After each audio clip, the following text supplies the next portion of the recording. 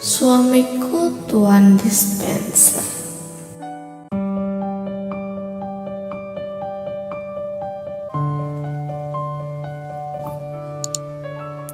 Hai teman-teman, balik lagi bareng Mocin di sini. Nggak usah bosan-bosan ya, kali ini Mocin bakal lanjutin kisah tentang Aruf. Dia lagi cari si Keira. Gimana kabarnya ya? Semoga Pak RT yang satu ini baik-baik aja. Kemarin udah sampai part 4 di mana si Adnan diculik.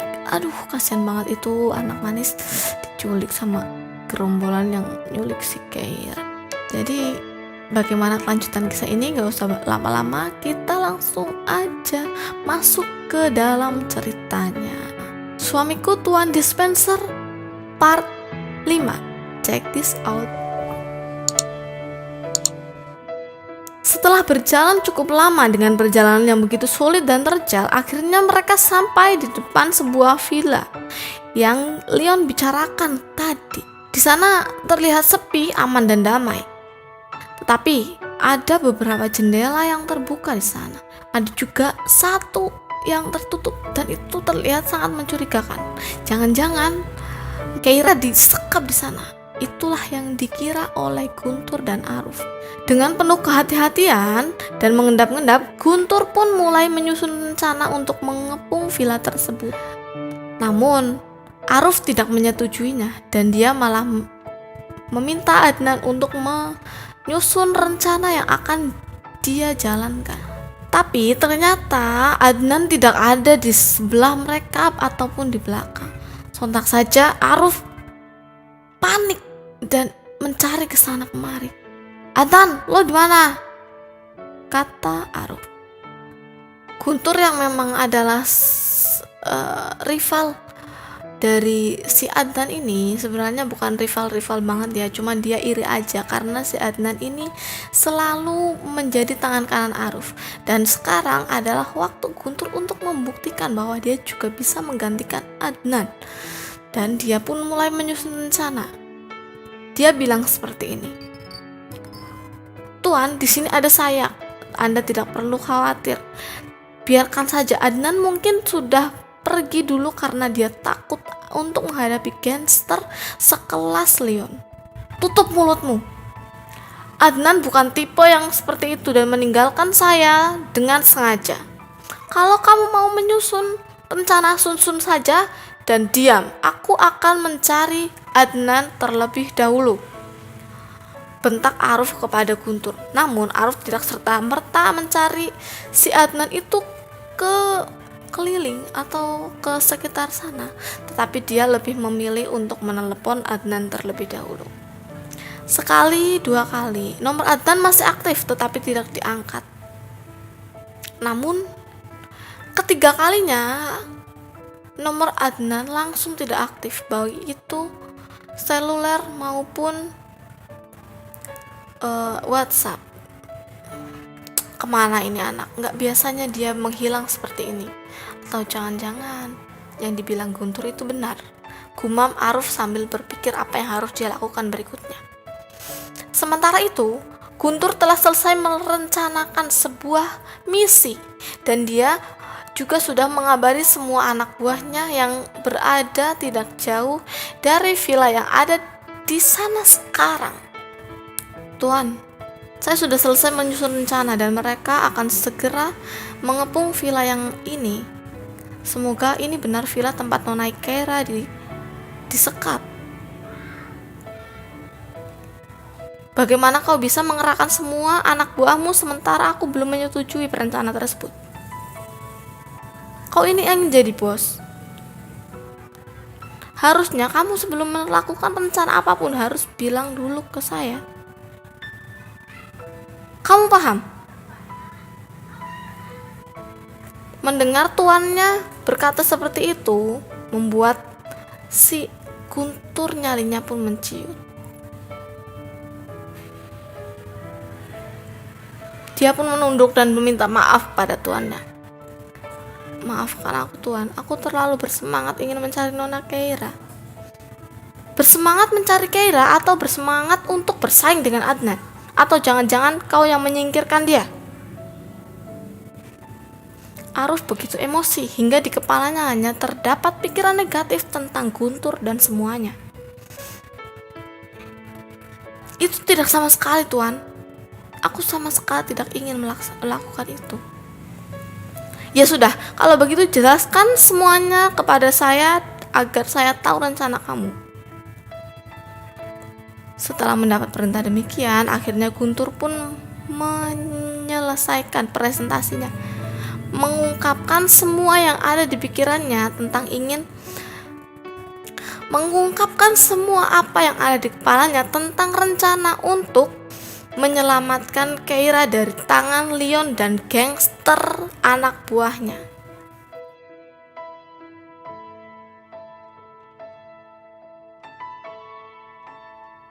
Setelah selesai menjelaskan semua rencananya kepada sang bos yaitu Aruf Syam, Guntur pun berkata, "Hanya itu saja, Tuan. Apakah Anda setuju?" Katanya pelan. "Ya udahlah, ambil itu rencana. Lakukan sekarang juga sebelum pagi menjelang." Ya, saat itu masih tengah malam. Bahkan semuanya yang ada di sana adalah gelap gulita, kecuali beberapa jendela yang masih terbuka di villa itu. Mungkin villa yang terbuka itu adalah tempat di mana anak buah Leon sedang menjaga si Keira atau bergantian berjaga. Sementara yang sudah padam, kemungkinan itu Keira yang mematikan lampunya. Aruf dan Guntur pun akhirnya melakukan rencana tersebut. Mereka menuju ke salah satu ruangan villa yang dicurigai ada Malaika di sana. Dan beberapa anak buah Aruf dan Guntur memilih untuk mengepung dari bagian lain. Namun siapa sangka ada Leon di tempat Aruf menuju. Akhirnya mereka berdua bertemu dan baku hantam pun dimulai. Aruf yang memang emosional, dia langsung mengarahkan satu buah bogem mentah ke pipi kiri si Leon. Leon belum mencoba untuk membalas. Dia masih sok bergaya, sok keren dan sok cool, dan seolah-olah tidak merasakan sakit di pipinya, padahal lebam pun sudah mulai terlihat. "Cepet lo bebasin si Keira sekarang juga," ancam Aruf kepada Leon. "Cari aja di sini. Kalau lo tahu di mana dia, gue bakal lepasin dia tanpa lo harus menyerahkan semua pekerjaan lo ke gue. Paham?" Brengsek. "Lo berani sama gue?" Aruf langsung mencengkeram kerah dari Leon. Dan seketika itu juga seluruh anak buah Leon langsung mengepung si Aruf dan Guntur karena memang mereka hanya berdua. Anak buah yang lain berpencar. Rencana lo kali ini buruk banget gak sih? Gue tahu lo pasti kehilangan anak buah lo yang paling lo percaya kan. Makanya sekarang rencana lo gagal berantakan. Dan gue pastiin seluruh anak buah lo yang sedang mengepung villa ini udah ketangkep sama ratusan anak buah gue yang ada di sini. Dan lo, anak buah lo, serta cewek lo itu bakal mengakhiri hidup kalian semua di sini. Aruf dan Guntur yang tengah dikepung oleh samurai dan senjata laras panjang pun hanya bisa terdiam. Meskipun dia sayang sekali kepada Keira, tentu saja dia juga sayang terhadap nyawanya sendiri. Dia akan memilih untuk slow down, dan nanti akan memikirkan cara berikutnya untuk membebaskan Keira dan membebaskan dirinya sendiri tentunya. Ya, begitulah kehidupan seorang gangster. Banyak musuh, banyak rival, dan mereka juga tidak kalah kuatnya dengan Aruf. Sementara bagaimana keadaan Adnan dan Keira? Ada yang mau tahu? Baiklah, kita akan beralih ke Adnan, di mana dia ketika Aruf sedang terkepung oleh anak buah Leon. Apakah dia baik-baik saja? Yuk kita tengok di mana dia sekarang. Di sisi lain, Adnan sekarang tengah duduk di sebuah kursi dan tangannya diikat ke belakang, mulutnya pun disekap oleh lakban. Matanya ditutup oleh sebuah kain. Tentu saja agar dia tidak tahu di mana dia sekarang. Namun ternyata dia ada di villa yang sama, tempat di mana Aruf tadi digerebek oleh Leon. Dia ada di tempat yang lampunya dimatikan tadi. Dan si Adnan terus saja berpikir bagaimana caranya dia bisa keluar dari sana. Akhirnya Adnan mulai menggosok-gosokkan kepalanya ke arah belakang karena dia sadar di belakangnya adalah kursi yang terdapat sebuah sandaran. Hingga pengikat matanya, penutup matanya itu terlepas, mengendur ke bawah hingga dia mampu melihat sekeliling. Dia terus saja melihat sekeliling, memperhatikan bagaimana caranya dia bisa kabur dari sana meskipun kaki dan tangannya masih diikat. Namun si Adnan adalah seseorang yang selalu siap sedia dimanapun dia berada. Bahkan jam tangan yang dikenakan pun terdapat sebuah pisau kecil yang sangat tajam. Sekarang dia hanya ingin mencari cara bagaimana dia bisa untuk mengaktifkan jam tangan tersebut, mengaktifkan sebuah cutter atau pisau kecil di jam tangan tersebut. Lelaki itu terdiam sambil terus menatap ke depan dan berpikir di kegelapan ruangan. Meskipun ada sedikit sinar yang menerobos dari bilik bambu yang ada di depannya. Di depan ruangan tersebut ternyata lampunya begitu terang hingga banyak titik-titik kecil yang masuk ke dalam ruangan tempat di mana Adnan tersebut disekap. Akhirnya Adnan pun beringsut ke kiri dan ke kanan mencoba untuk membenturkan jam tangannya ke tembok atau menjatuhkan dirinya ke lantai hingga jam tangannya terbentur. Kemudian sebuah pisau kecil itu pun bisa keluar agar tali yang mengikat kedua pergelangan tangannya itu bisa terlepas. Sepertinya Adnan memang adalah gangster profesional di bawah Aruf sedikit. Bagaimana tidak, jam tangannya saja mampu mengeluarkan sebilah pisau kecil. Dan tanpa diketahui oleh siapapun, jam tangan itu adalah juga smartwatch. Akhirnya setelah berusaha beberapa lama dia menggulingkan dan membentur-benturkan jam tangannya, sebuah pisau kecil itu pun keluar. Lalu dia menggesek kedua tangannya seperti ini di belakang hingga jam tangan yang ada bilah pisaunya itu melukai pergelangan Adnan yang sebelah kiri.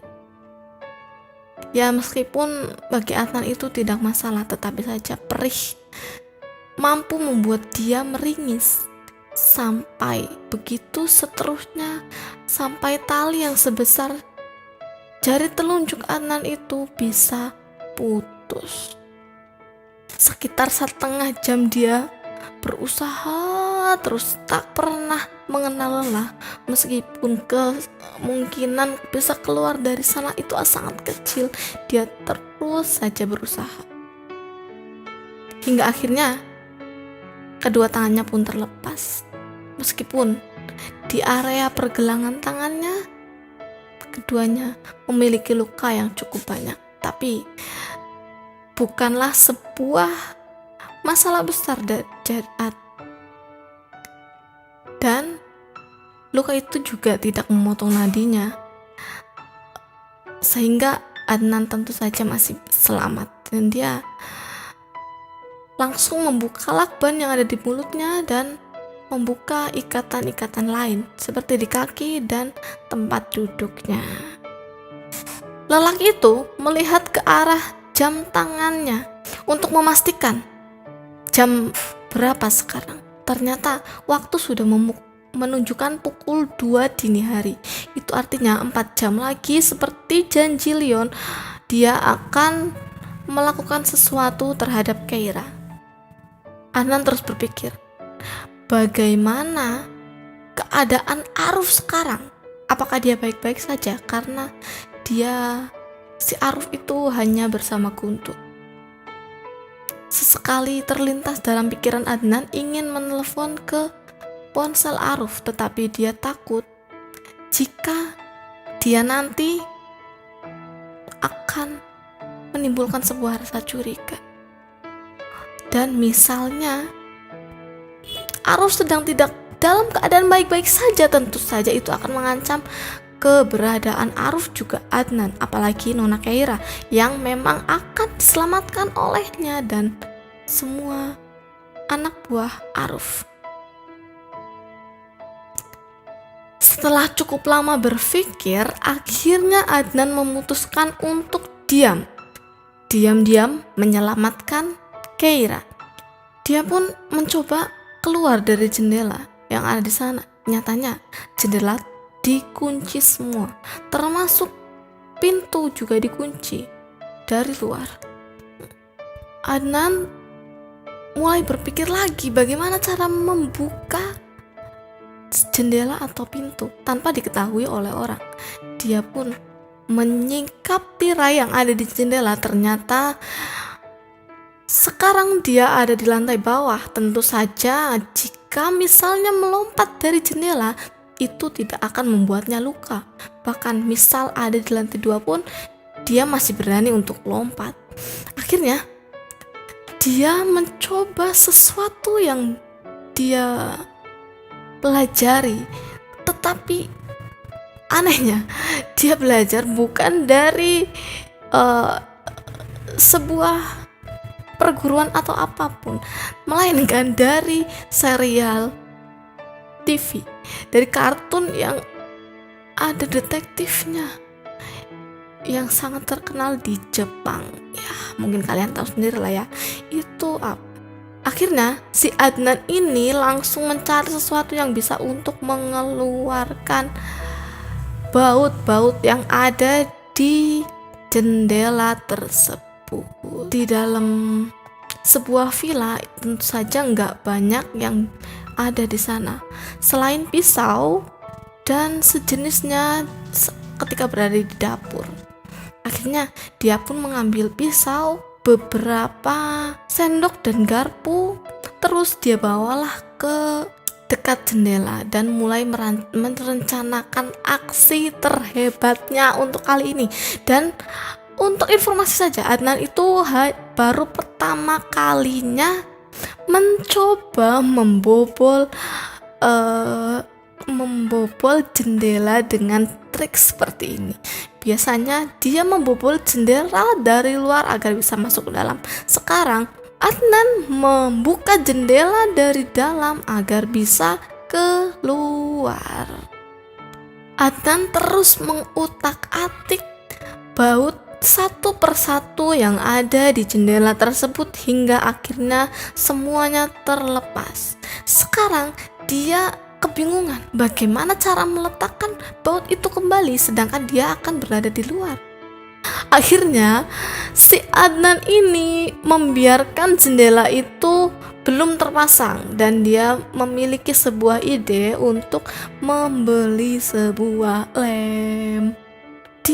Idenya sudah sangat cemerlang, tetapi adakah penjual lem yang buka di sebuah villa? Dan baru pukul 2 dini hari. Itu sangat mustahil, bukan? Karena anak buah dari Leon itu sedang sibuk dengan anak buahnya Aruf. Jadi mereka sama sekali tidak ada yang mencurigai jika Adnan pergi dari ruangan yang ada di sana.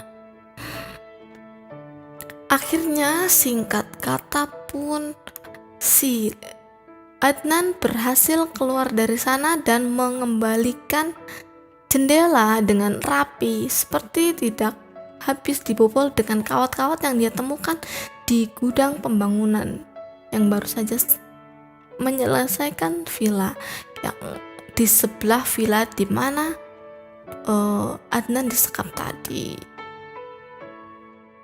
Ketika Adnan tengah mencari keberadaan Keira di dalam villa tersebut, di sekeliling villa tersebut, dia hampir saja ketahuan oleh anak buah si Leon. Mereka sedang berbisik-bisik jika si Keira sedang disekap di ruangan paling atas di villa tersebut. Sebenarnya kata mereka berdua itu, kata anak buah si Leon, itu bukan sebuah kamar, melainkan seperti sebuah plafon yang dirubah untuk menjadi ruangan tersembunyi. Dan Keira sekarang ada di sana. Adnan merasa sangat bersyukur. Di balik dia terculik tadi oleh anak buah si Leon, dia menemukan di mana Keira berada. Dan di sisi lain, si Aruf sudah ada di dalam cengkraman si Leon. Keadaan ini semakin rumit saja. Ditambah si Aruf sedang ditodong senjata tajam di lehernya. Semua anak buah Leon juga memegang senjata tajam.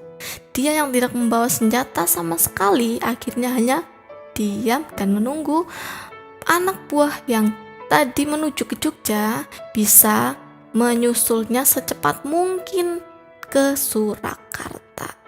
1 jam berlalu. Adnan mencari di mana tempat itu berada. Juga Aruf mencoba keluar dari cengkeraman si Leon. Sekarang Aruf tengah berada di sebuah ruang bawah tanah yang ada di villa tersebut. Namun si Aruf itu berada sendiri di dalam ruang bawah tanah. Dia memakai ponselnya untuk menghubungi para anak buah yang sedang menuju ke sana, menuju ke tempat di mana Aruf berada. Dia share lokasi meskipun itu sangat lama dan menyita waktu sekitar 30 menit hanya untuk mengirim 1 pesan. Karena ya di dalam ruang bawah tanah, nah tentu saja ruangan itu akan sulit sinyal kecuali ada wifi, dan di sana tidak ada. Kini di samping villa tersebut, Adnan melihat 1 orang anak buah Leon sedang duduk, dan ide cemerlang yang ada di kepalanya langsung terlihat, yaitu ingin menggantikan posisi dari penjaga tersebut dan menyekap si penjaga tersebut. Nah, tak perlu menunggu lama, dia langsung bisa meringkus penjaga itu dari belakang tanpa diketahui orang dan langsung membawanya ke semak-semak untuk diikat dan mengganti baju. Meskipun si Adnan memang sudah cukup terkenal di antara geng gengnya ada di sana, tetapi masker yang tadi digunakan oleh penjaga tersebut bisa menutupi identitasnya sedikit. Juga topinya diambil untuk dipakai oleh Adnan sendiri. Jadi dengan begitu dia sedikit lebih leluasa untuk menyelamatkan si Keira. Seperti biasanya, rencana Adnan selalu berjalan dengan mulus. Entah apa yang dia lakukan sebelumnya, hingga semua yang dia lakukan tidak ada yang gagal, berhasil semua. Dari awal dia bersama Aruf, dia tidak pernah gagal melaksanakan sesuatu, baik itu yang mudah ataupun yang sulit.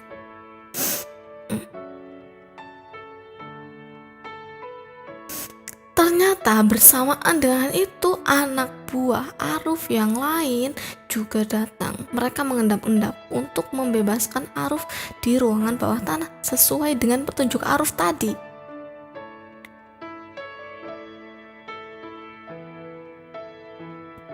Ketika si teman-temannya Aruf tadi, ketika anak buah Aruf tadi mulai menyelamatkan si bosnya itu, Adnan pun mulai menyelamatkan Keira. Dia sudah menemukan di mana Keira disekap. Alhamdulillah.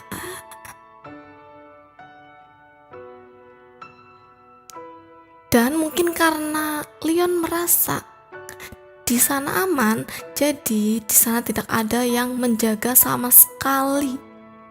Hanya saja pintu ruangan tempat di mana Keira disekap itu terkunci dan harus dibuka keluar.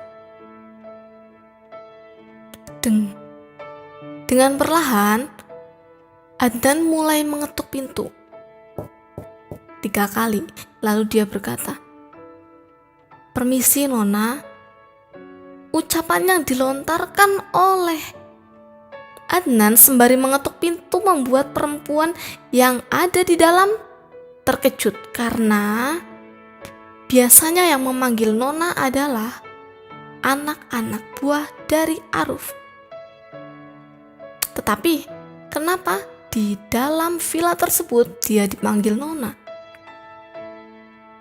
"Siapa?" tanya Keira yang ada di dalam kamar tersebut. "Saya Adnan, Nona. Saya kesini bersama Tuan Aruf, calon suami Nona." Dalam kamar tentu saja Keira tidak bisa percaya begitu saja. Tetapi dia berpikir lagi, bagaimana seseorang yang tidak dikenal bisa mengetahui jika Aruf adalah calon suaminya. Dan tidak semua orang tahu ada Adnan di setiap Aruf ada. Gue emang gak asing sama suara lo, tapi gue gak bisa percaya lo begitu aja. Coba lo apa yang lo tahu dari Aruf sampai lo bisa ngomong Adnan? Itu Aruf itu om lo kan? Sangka Keira dari dalam kamar dengan rasa khawatir. "Jika Anda tidak percaya Nona, silakan lihat keluar dari sela-sela jendela. Mungkin saja di sana ada Aruf atau karyawan-karyawan atau anak buahnya yang lain." Aku tetap tidak percaya. Di sini banyak sekali orang anak buah yang menculikku. Mana mungkin aku bisa membedakan salah satu dari kalian? Adnan mencoba menghubungi salah satu anggota gengnya yang tadi baru saja sampai, tapi Adnan emang gak tahu kalau dia itu udah sampai. Akhirnya dia menghubungi melalui smartwatch yang dia pakai. "Sebentar ya Nona, saya akan menghubungi salah satu teman saya agar Anda percaya jika saya adalah Adnan dan saya kesini bersama Tuan Aruf untuk menyelamatkan Nona," katanya. Adnan pun mengirim pesan kepada anak buah kepercayaannya tersebut yang bernama Abdul. Nah, si Abdul ini ternyata datangnya paling terakhir karena motornya itu sempat mogok di jalan dan dia baru datang. Dia pun melihat jika di luar villa tersebut sedang ada perkelahian yang hebat dari pihak Aruf dan pihak Leon. Tapi Aruf tidak ada di sana karena dia masih mencoba diselamatkan di dalam ruang bawah tanah. Nah, bersamaan dengan itu, Keira juga mencoba melihat sendiri keluar kamarnya melalui jendela-jendela yang ada di sebelah kamar. Namun, pemandangan yang diharapkan oleh Keira tidaklah sesuai dengan apa yang dibicarakan oleh Adnan tadi. Hah? Itu Pak Aruf sedang berkelahi? Gumam Keira di saat dia mengintip keluar. Mendengar hal tersebut tentu saja membuat Adnan merasa pendengarannya sedikit keliru atau mengira penglihatan Keira yang tidak jelas. Kalau lo bener-bener Adnan, harusnya lo ngirim bantuan sama dia ke Keira dari dalam, bukannya malah ngeraguin gue yang adalah calon istrinya. Mana mungkin lah gue mengada-ada dengan ngucapin kalau calon suami gue dikeroyok sama orang. Cepatlah lo panggil teman-teman lo buat nyelamatin dia, atau enggak lo cepet dobrak pintu ini biar gue juga bisa nyelamatin dia. Karena Adnan merasa jika dia sudah menugaskan si Abdul untuk menyelamatkan Aruf dan teman-temannya, akhirnya dia memilih langsung membuka pintu kamar yang ada Keira di dalamnya. Sekejap saja pintu itu terbuka dengan mudah oleh tangan terampil Adnan. Thanks ya, gue bakal bantuin Aruf sekarang. Sebaiknya Nona udah diam, gue bakal bantuin dia. Kedua manusia tersebut langsung berlari ke arah tempat perkelahian tersebut dan Aruf tentu saja sudah ada di sana karena sudah diselamatkan oleh salah satu anak buahnya. Dan bersamaan dengan datangnya si Keira, Aruf terkena sebuah tembakan. Duar. Dia lelaki tampan setinggi 170 cm itu langsung terkapar. Bagaimana keadaan Aruf saat ini? Dia tertembak, kasihan banget. Gimana ya keadaannya si Keira melihat si Aruf ini udah ketembak? Aduh, gak bisa bayangin deh, orang yang dia cintai banget malah ketembak. Aduh. Nah, kalian penasaran kan gimana kelanjutannya ini? Jadi aku bakal lanjutin di video selanjutnya. Biar kalian menerka-nerka dulu apa yang akan terjadi kepada Aruf, Keira, Adnan, Guntur beserta semua gangster yang ada di sana. Oh ya, jangan lupa kalau aku Dwi Suryani, si Mocin ini ratunya tega. Dia nggak segan-segan buat membunuh tokoh utama sekalipun. Jadi bayangkanlah kelanjutan cerita ini di luar ekspektasi kalian. Sepertinya part 5 selesai sampai di sini. Buat kalian yang udah subscribe, like, dan selalu nonton video ini, aku ucapkan terima kasih banyak udah menemaniku sampai di part 5 Aruf dan banyak cerpen-cerpen yang udah kalian tonton. Semoga semuanya bermanfaat dan bisa diambil sisi baiknya. Kalau misal kalian juga ingin ceritanya dibawain oleh Mocin, bisa kirim ke email yang ada di description box. Nanti bakal aku bacain cerita-cerita kalian, pengalaman manis kalian, atau mungkin pengalaman menyedihkan kalian di sini di channel Mocin Stories. Aku nerima semua jenis fiksi, cerbung, cerpen, atau el epistolari, atau song fiction seperti kemarin. Oke. Sekian dari Mocin, semoga terhibur dengan video kali ini. Sampai jumpa di video selanjutnya.